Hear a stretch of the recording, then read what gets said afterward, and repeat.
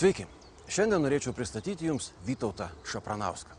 Gimęs 1958 metais Vilniuje. Teatro ir kino aktorius, televizijos laidų vedėjas. Jo teatre sukurti vaidmenys nepalieka abejingų, o televizijos personažai jau seniai tapo klasika. Internetas, įvedus jo pavardę, pateikia beveik 200 000 rezultatų. Ir tai visiškai natūralu, nes jeigu Lietuvoje yra žvaigždžių, tai Vytautas Šapranauskas yra tikrai vienas iš tokių. Man jis imponuoja tuo, kad net pačiame mažiausiame vaidmenyje sugeba sukurti visą pasaulį. Šiandien aš noriu pakviesti jį pasivaikščioti.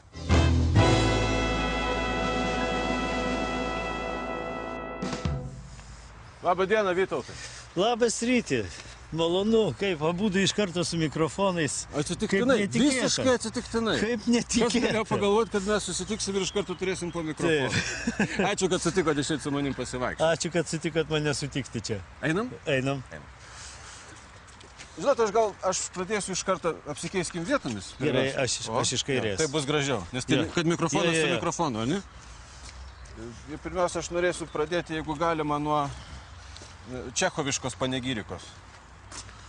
Kai aš pasižiūrėjau Garfieldą, tai man norėjosi mest garsint filmus ir užsiimti 16 amžiaus japonų meno studijom. Tas irgi nėra blogai. Bet iš to labai sunku pramaitinti šeimyną paskui. Nu, matai, vien iš Garfieldo irgi šeimynas nepramaitinsi. Ar jums artimas ko nors tas Katino personažas? Beprotiškai. Visų pirma, buvo labai įdomu dirbti, todėl kad dirbo labai gera komanda. Dirbo režisierium Andrius Ružickas, su kuriuo mes daug metų pažįstami. Ir jisai leido daryti, ką nori. Nesvarbu, kas ten atitinka, netitinka originalo, kad ten Bill Murray'us garsino, negarsino. Svarbu, kad būtų lipsingas. Nu, žinai, kas yra lipsingas. Tai, kad atitiktų lūpos, garsas ir nesvarbu, kad tu ten šneki. Turbūt tiesa, kad jūs visada įdedate kažką tai savo. Be jokios abejonės. Jūs neskaitote teksto taip, kaip parašyta. Oi, ne. O paties Katino Garfieldo pažiūros į gyvenimą, ar artimos Vytautui Šapranauskui? Oi, šiaip tai jo. Šiaip iš prigimties aš esu labai didelis tinginys. Ir jeigu man galima būtų nedirbti, aš gulėčiau ant stalo tarp šratų ir tegul mane daužo. O cinizmas Garfieldo pačiam artimas?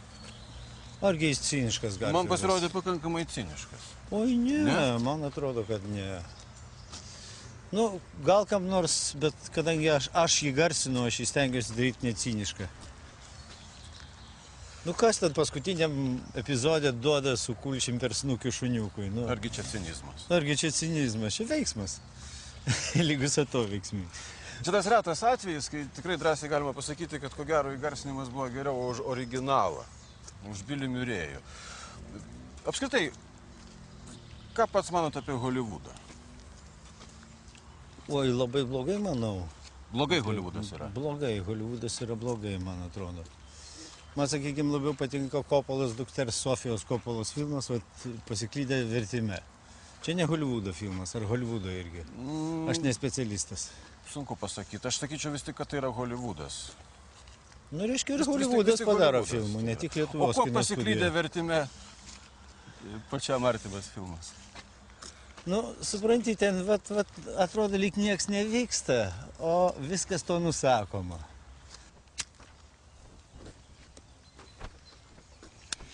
O rusų kinas? Yra toks reiškinys kaip rusų kinas? Yra, aišku, be jokios abejonės. Bet tai yra toks kitoks kinas, kuris jau man, pavyzdžiui, yra šiek tiek praeity. Jisai man pasibaigė su filmu, sakykime, ten Statskį Savietnik arba 12 Michalkovo. O visi kiti, aš suprantu, kad ten viskas gražu, ten tie admirolai, visi ten, dieve, ten tos masinės scenos, jos gražios, ten kompiuterinė grafika, milijonai sukišti, bet manęs tai nežavi. Ir paskutiniai, rusų kinas, jeigu serialus mes galime įvardinti kaip rusų kinai irgi, ar ne? Tai yra kažkoks tai, mano galva, yra kliedesys visiškas. Ta, ką mes žiūrim tuos serialus dabar. Ko ten kemša? po visos taip pavadinamos independencės, dabar prasidėjo kažkokia masinė gamyba, kuri paprasčiausiai pataikauja žiūrovui, neugdo žiūrovo skonį, o pataikauja jam. Ir tai yra baisu. Ta patį mes matom ir kine, ir televizijoje, ir visame kame, netgi Lietuvoje. Na, galbūt dalis televizijos ir turėtų pataikauti žiūrovai, nes jos toks uždavinys yra. Ar ne? Nu, nemanau. Nu, tarkim, yra tokia televizijos laida, aš ją visą laiką miniu, aš ją žiūriu kaip siaubo filmą. Sekmadieniais eina per LTV, tai yra valstybinė televizija, eina tokia laida Juokis Lietuva. Čia anksti rytą turbūt aš gal nieko tokio laiku. Čia diena eina. Nemačiau. Diena ir tai yra siaubas. Ten toks agitbrigadų pasirodymas. Aha. Čia yra, aš tiesiog įsijungiu ir negaliu perjungti. Nes aš žiūriu kaip siaubo filmą.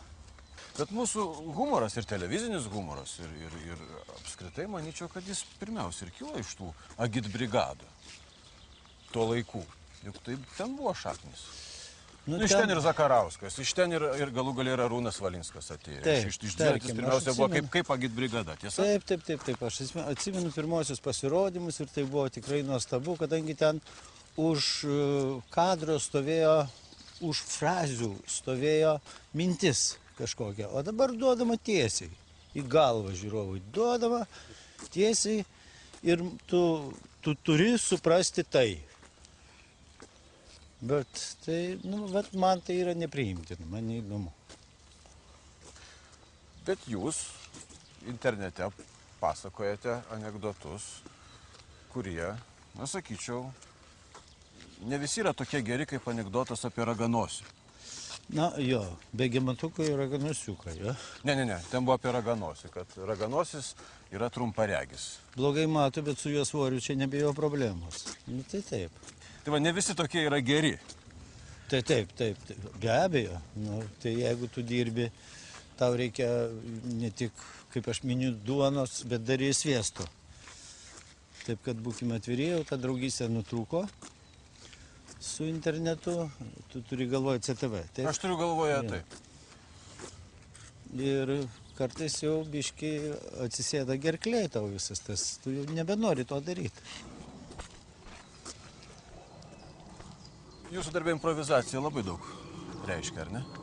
Didžiąją dalį taip. Bendraujant su publika ypač.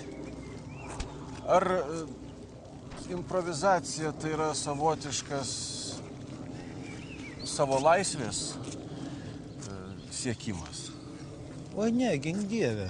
Kad aš vis tiek padarysiu kitaip. Aš šiandien išeisiu, aš padarysiu kitaip. Aš nepadarysiu pagal scenarijų. Tai, matai, tiesą pasakius, mažai ką mes pagal scenarijų darom, nes nėra kas rašo scenarijų. Patikėk, suskaičiak man ant vienos rankos pirštų, kas rašo dabar gerai scenarijus.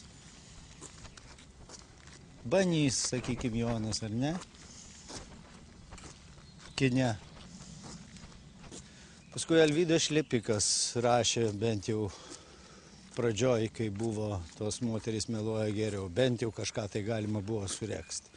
Dabar aš nežinau, dabar jis per daug užsiėmė žmogus, jis veda televizijos laidas, jis rašo, jis puikiai rašo eilėraščius. O kaip scenaristų nėra tokių. Taip, kad mes pasiimam tokią klišę scenarijaus ir jau darom pagal save. Ir ko gero, netgi scenaristai ir režisieriai to iš jūsų ir laukia. Čia žiūrėk, čia truputį parašyta, tu padaryk gerai, kad būtų. Nebūna taip? Ne, tu sakau, čia man biški kažkaip, nekreip dėmesio, daryk kaip tau reikia. Ir viskas. Pačiam nesinorėjo rašyti scenarijus? Mano kita profesija, aš visada sakau. Nerežisuot? Nerežisuot, aktorius, režisierius ir scenaristas yra kita profesija. O Vudis Alenas gali ir jums jisai patinka? Va, tai jisai yra genijus, o aš ne.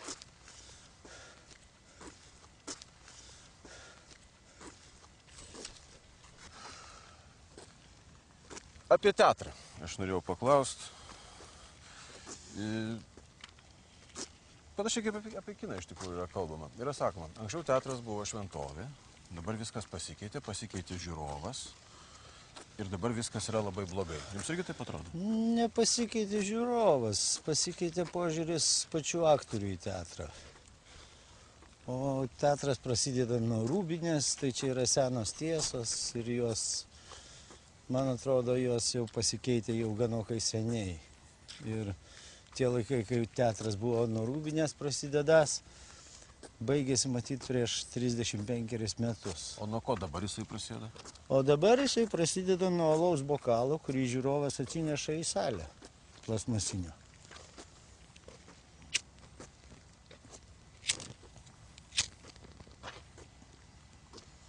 Ir tai yra visai natūralu, kažkodėl tai.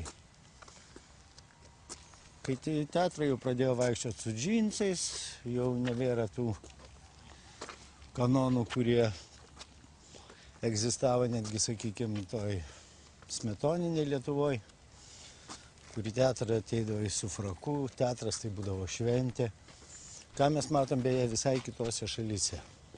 Tai yra demokratiško teatro ir kitos, tai vadinama demokratiškų teatrų, kada su džinsais. Apie alų aš nekalbu. O žinot, aš nepripažįstu to demokratiško teatro, aš jo nesuprantu.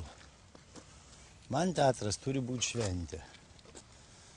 Ir jeigu aš sau leidžiu ateiti su skylėtais džinsais, tai reiškia, aš čia jau pro šalį truputėlį užėjau pažiūrėti teatro. Ir ką ten duoda tas teatras, tai dar irgi neaišku kokį produktą. Nes kažkodėl yra labai daug interpretacijų, kodėl Romeo ir Džiulietą reikia statyti taip, o Meistrą ir Margaritą kitaip. Ten yra tekstai, genialūs tekstai. Ir vienoje ir kitoje pjesėje. Ir aš nemanau, kad juos reikėtų kreipti, keisti ir iškraipyti. Žodžiu, jūs nemanot, kad reikalingas tas teatras be ketvirtosios sienos, pavyzdžiui? Vaidinimas tarp žiūrovų, įtraukiant žiūrovus? Ne, aš nesuprantu šito. Kodėl aš turiu eiti prie žmogaus, kurio aš nepažįstu ir jį įtraukinėti į tą veiksmą? Aš gingdėvė, jeigu sėdžiu aš teatre, aš bijau, jeigu prie manęs prieis koks aktorius ir pradės su manim vaidinti kažką. Tai. Atsiprašau, aš sumokėjau pinigus, kad manęs neliestų. Aš noriu žiūrėti, kas vyksta scenoje, o neįtraukinėkit manęs į kažkokias tai avantiūras. Nu, visko reikia. Aš suprantu, aš nesu konservatorius, visko reikia, bet aš atsirenku jau tuos dalykus, kurie man įdomus yra. O ne taip, kad ateini tu į spektaklį, tau ten pripila stiklinę degtinės, tu gersiu, nu ir geriai. Buvo ir tokių spektaklių, mačiau aš. Net tokių? Taip, aišku. Вам дамскую или полную? Ну, полную. Ну, ir